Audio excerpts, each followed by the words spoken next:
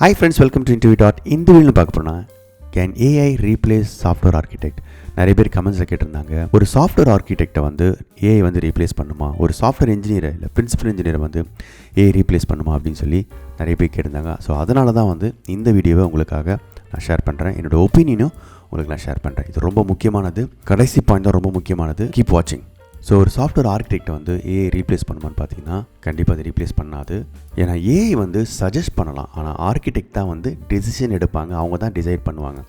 So AI வந்து டிசைனை generate பண்ணலாம், பேட்டர்ன்ஸை வந்து ஜென்ரேட் பண்ணலாம், ஈவன் என்டையர் சிஸ்டம் மாடலை கூட வந்து ஜென்ரேட் பண்ணலாம். ஆனால் ஏஐனால் அந்த அவுட்கம்மை ஓன் பண்ண முடியாது, ஓனர்ஷிப் எடுக்க முடியாது, ரெஸ்பான்சிபிலிட்டி எடுத்துக்க முடியாது. நான் சாஃப்ட்வேர் ஆர்கிடெக்ட் தான் வந்து critical trade offs, for example performance vs cost, scalability, இந்த டெசிஷன்ஸ்லாம் வந்து சாஃப்ட்வேர் ஆர்கிடெக்டாக அது மாதிரி தான் எடுக்க முடியும். ஏன்னா அவங்களுக்கு வந்து நிறைய கான்டாக்ட்ஸ் இருக்குது, எக்ஸ்பீரியன்ஸ் இருக்குது, பிஸ்னஸ் அவங்களுக்கு புரியும்.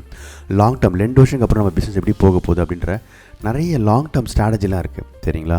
So AI can suggest, help பண்ணுமே தவிர, ஆனால் ஆர்கிடெக்ட் தான் வந்து டிசைட் பண்ணுவாங்க. செகண்ட் பாயிண்ட் பார்த்தீங்கன்னா கான்டெக்ஸ்ட் பீட்ஸ் கம்ப்யூட்டேஷன். நான் கண்டிப்பாக ஒத்துக்கிறேன், கம்ப்யூட்டேஷனில் ஏஐ வந்து சூப்பராக இருக்குது, செம ஃபாஸ்ட்டாக வந்து உங்களுக்கு தேவையான விஷயம்லாம் கொடுக்குது.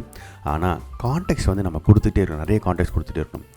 ஏஐயால் வந்து பிஸ்னஸ் கோல்ஸை வந்து அண்டர்ஸ்டாண்ட் பண்ண முடியாது. லாங் டேர்ம் ஸ்ட்ராட்டஜி, நம்ம வந்து நெக்ஸ்ட்டு 5 இயர்ஸ்க்கு நம்ம கம்பெனி எங்கே போக போகுது, அதுக்குண்டான சாஃப்ட்வேர் சிஸ்டம் எப்படி பில்ட் பண்ணலாம் அப்படின்ற ஒரு லாங் டேர்ம் ஸ்ட்ராட்டஜி கிடையாது. எல்லாமே ஒரு டாட்ஸாக தான் இருக்குது. அதை கனெக்ட் பண்ணுறது யாருன்னு பார்த்தீங்கன்னா சாஃப்ட்வேர் ஆர்கிடெக்ட் தான்.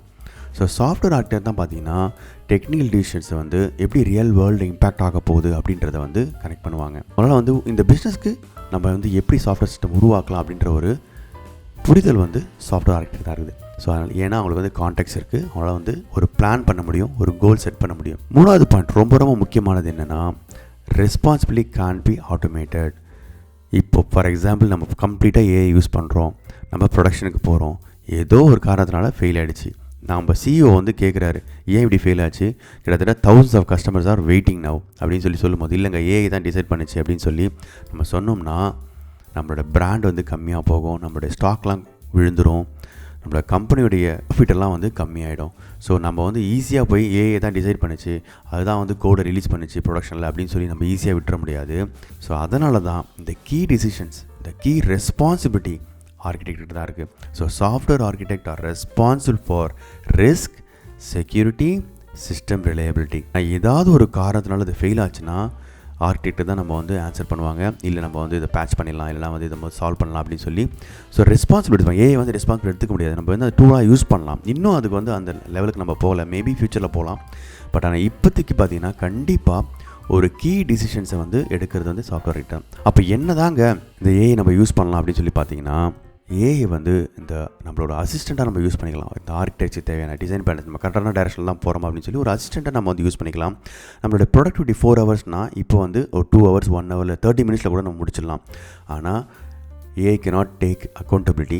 நீங்கள் தான் வந்து அந்த அக்கௌண்டபிலிட்டி எடுத்துக்கணும், ஒரு ஓனர்ஷிப் எடுத்துக்கணும், ஒரு பிஸ்னஸ் பார்ட்னர் மாதிரி யோசிக்கணும். ஓகே, நம்ம கரெக்டான டைரக்ஷனில் தான் போகிறோமா, இந்த பேட்டர்ன்ஸ் எல்லாம் ஜென்ரேட் பண்ண டிசைன்ஸ்லாம் கரெக்டாக அப்படின்னு சொல்லி நீங்கள் தான் ஓனர்ஷிப் எடுத்து அதை டெலிவர் பண்ணணும். ஏன்னா ஏதோ ஒரு பிரச்சனை நம்ம டெலிவர் பண்ண பிறகு பிரச்சனை வந்துச்சுன்னா மேனேஜ்மெண்ட், சிஇஓ எல்லாருமே நம்மகிட்ட தான் கேட்க போகிறாங்க, ஏன் இது ஃபெயில் ஆச்சு, hundreds of customers are waiting for our release or fix, சரிங்களா? ஸோ இங்கே வந்து ஏஐ நம்ம வந்து ப்ளேம் பண்ண முடியாது, இங்கே வந்து ஒரு டிசிஷன் மேக்கிங்.